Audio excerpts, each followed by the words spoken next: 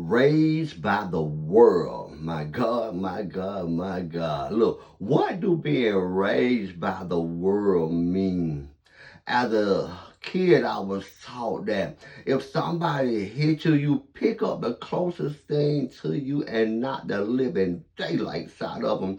As a young man, I was taught that if you could sleep with as many young ladies as you can, then that will make you a man. As I got older, I was taught that look, if you get your paper, you got to get your paper, and however you get your paper, it really don't matter. You just need to have some money in this life. And I was taught all these things by not only one person, but different people. The world was molding me into who it desired me to be.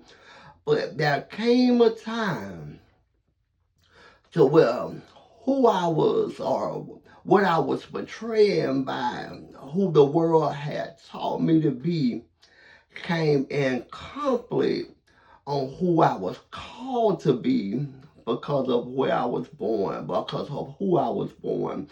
And what do that mean? That means that although we were born as a part of this world, we was born in Christ. We were born spiritual beings having a human experience.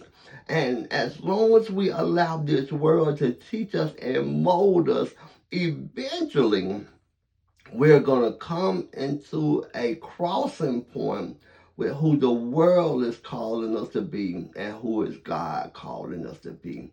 And when we come to that point, how will we respond?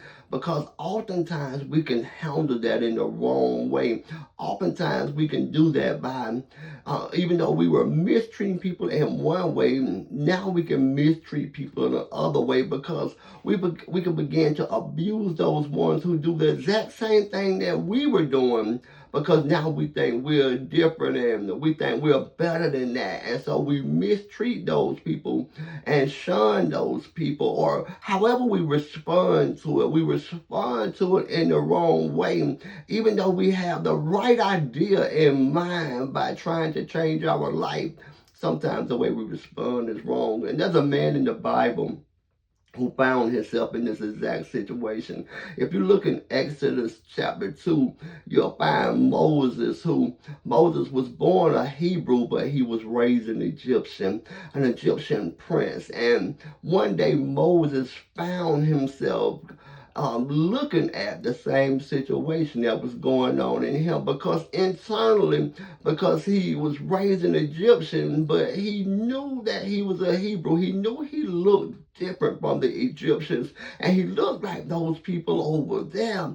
But I'm being raised as an Egyptian, and he found himself in inner turmoil about who he was raised to be and who he was called to be. And then he see this Egyptian man fighting this Hebrew boy, and what was inside have now turned into a situation that's going on the outside. And Moses found himself killing the Egyptian man. He handled it in the wrong way. Um, right desire, not wanting the Egyptian to oppress the Hebrew, right desire, wrong method, and that's how we handle life a lot of times. And what I want us to understand is that because of this, Moses found himself on the run, and we're just like that in our life. We find ourselves running from our past. But I'm glad Moses eventually came to a place where he sat down at a well. And that's what I'm here this morning to encourage you to do. I'm encouraging you to sit down at a well. And sitting at the well is metaphorically speaking, for sitting at the feet of Jesus, for sitting in this word. If you begin to sit in this word and allow this word to teach you on how you should be doing life, teach you on how you should be responding to your neighbors, how you should be handling your loved ones, how you should be handling your business. I'm telling you, it's all in the word. And if you will do that, you will find yourself in a place to where your life will be transformed by the renewing of your mind. Because as you start to see things differently, you start to do things differently, and you'll find yourself in a place to where all your issues haven't gone away, but you will have a joy that the world didn't give and the world can't take it away. You'll have peace that surpasses all understanding, because this word, it will give it to you. I'm living witness. I'm living a better life now than I ever have before. And it's not because that I have everything that I want. It's not because I'm as successful as I want. But what I've done is, as I found contentment in a man named Jesus. I found a place to where when I need refuge from the storm that I can dive in. I found a place that I can go to when I need business information, I can dive into this word. When I need life information, I can dive into this word. When I'm mad with my wife, I can dive into this word. Or when I'm mad at a situation, whatever the situation is, I can dive in this word, and this word has information that will cause you to grow like you never have before. So this morning, I'm encouraging you, my brothers and my sisters, don't let this word not be a daily part of your life. Don't let this word not be what help you grow into the man that or the woman that God have called you to be, because you are destined for greater.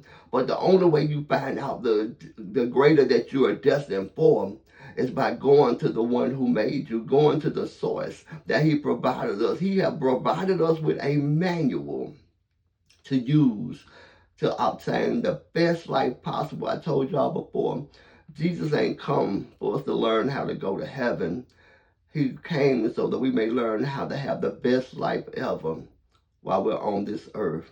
This is your brother saying, good morning, God bless. I am the Phoenix. I love you. Peace.